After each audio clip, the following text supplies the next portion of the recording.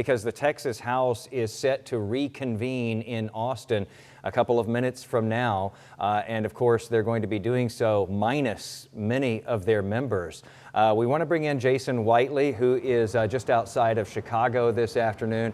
So Jason, we're expecting this roll call in the Texas House here in the next couple of minutes when they will officially learn that they do not have quorum, that they do not have enough members present to be able to do any business. And that's because we have had dozens and dozens of Democrats from the state leave Texas to prevent any vote or movement on those new redistricting maps that are highly controversial and would be expected to give Republicans a great edge going into next year's midterm elections.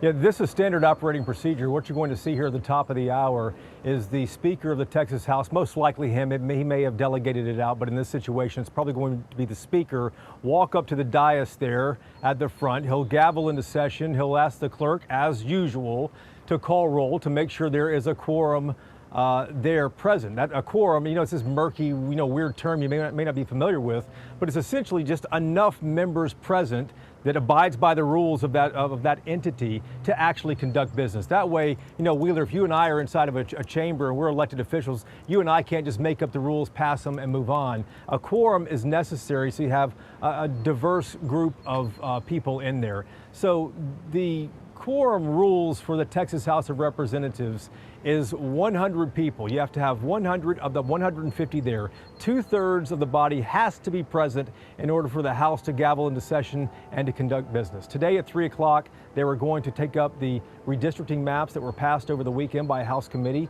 In this situation, though, the Democrats, they didn't have any other options. The House Democrats, the minority party here in the House of Representatives in the State House in Austin, the only option they had, really, the nuclear option, the Hail Mary here, was to physically leave the state to prevent the legislature from gaveling into session and actually considering this. But the main thing that the governor wants in this special 30-day legislative session that came right after the regular session this year, priority number one, there's 18 of them on there. Priority number one, though, is to get these redistricting maps redrawn. And again, redistricting is like quorum. It's one of those things. What really is redistricting? The President of the United States here, President Trump, concerned that he might lose the narrow 3-seat majority that Republicans have in Congress. He's asking the largest Republican state, the state of Texas, and the state legislature to redraw the congressional lines. And this normally happens at the beginning of every decade. Here we are in 2025, and it's happening in mid-decade. That's another reason Democrats are upset here.